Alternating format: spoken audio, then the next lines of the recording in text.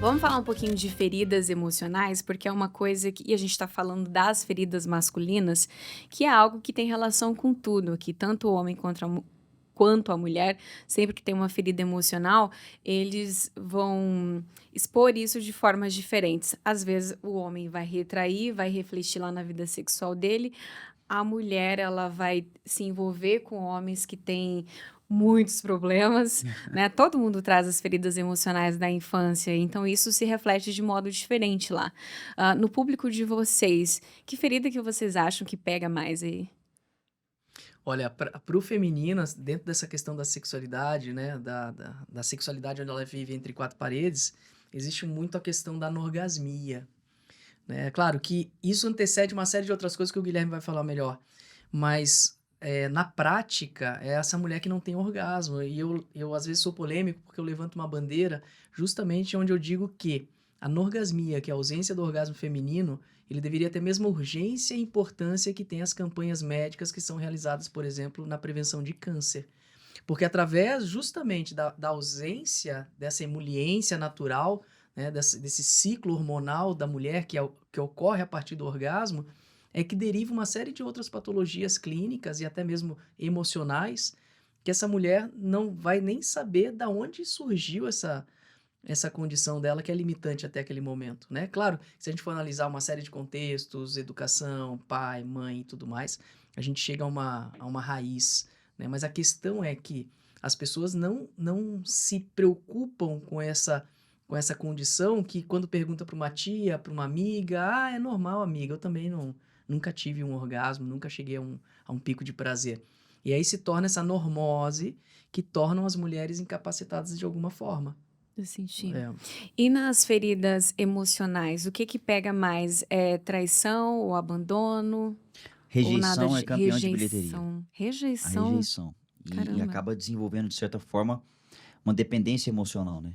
Existem 4 tipos de apego: o que eu me vejo de forma positiva e te vejo de forma positiva, aquele que eu me vejo de forma positiva e te vejo de forma negativa, e aí eu bloqueio qualquer tentativa de entrada, a que eu me vejo de forma negativa e vejo o outro de forma positiva, que aí eu supervalorizo o outro antes do outro merecer, e quando eu me vejo de forma negativa e vejo o outro também de forma negativa. Eu não mereço amor, não mereço ser amada e quem for entrar na minha vida é pra foder o meu psicológico.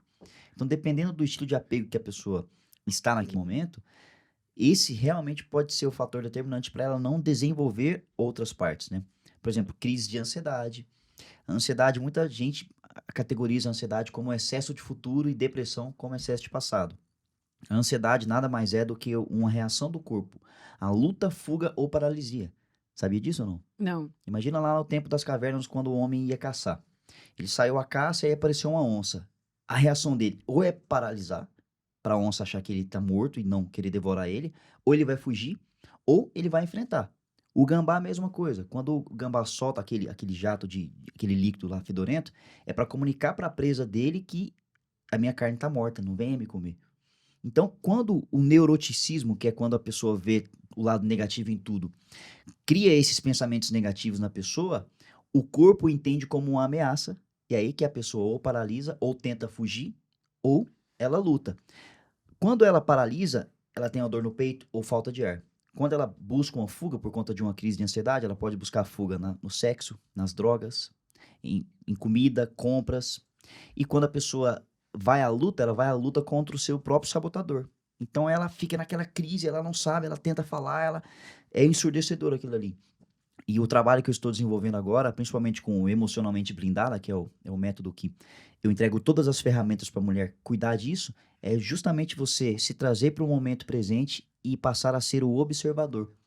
Porque dessa forma eu entendo que eu não sou pensamento e também não sou sentimento. Logo, esse pensamento negativo que é a ameaça, ele perde a força.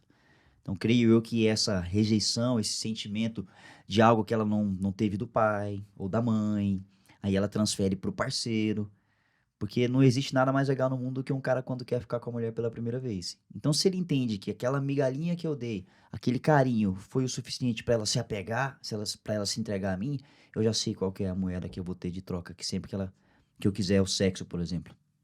Entendi. Eu acho que isso lá eu tive muito isso na minha vida, antes de me tornar acompanhante, eu carreguei essas feridas, nossa, dessa mesma forma mesmo. E eu tinha uma coisa que era assim, eu sempre achava que eu fui abandonada, enfim, não fui abandonada na infância, mas eu tinha um sentimento de abandono muito forte. E a todo momento, durante meu casamento, eu achava que eu não merecia aquela pessoa e que em algum momento ela ia me abandonar. E lógico que isso aconteceu e eu passei pós-separação, eu lidei com outro sentimento que eu ainda não tinha experimentado de forma tão clara, que era você sai de um casamento, vai à luta, volta para o mercado, e aí você tá com um corpo diferente, uma mentalidade diferente, você tem uma bagagem diferente, e aí você percebe que não é mais tão fácil assim de quando você era novinha, tudo era mais fácil, né? Não tem a tal da bagagem. E aí eu comecei a lidar com a tal da rejeição, porque na minha época, vou falar assim, na minha época, você começava a conhecer alguém ali, logo rolava ali um convite de vamos encontrar atrás da escola, vamos encontrar Ah, na festinha junina, e aí. Mas já rolava esse convite, essa coisa do convite para namorar muito rápido.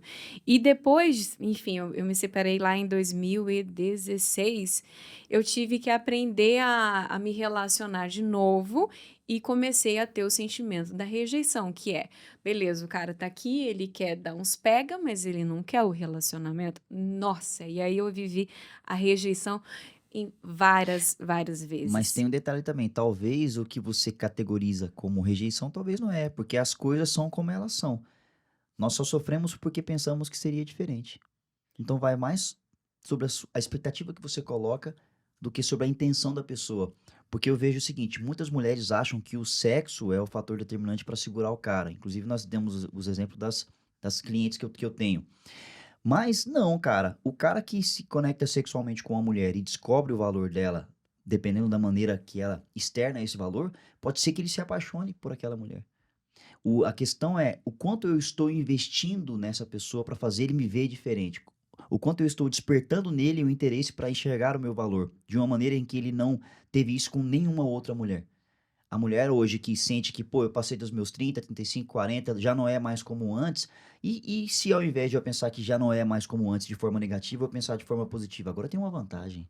Eu sou mulher experiente, eu sei o que é bom, eu sei o que é ruim, eu sei agradar um homem, eu sei agradar vários homens, eu sei o que o homem gosta. Então, quando ela tem ferramentas que o meu conselheiro entrega para isso, ela sai em vantagem.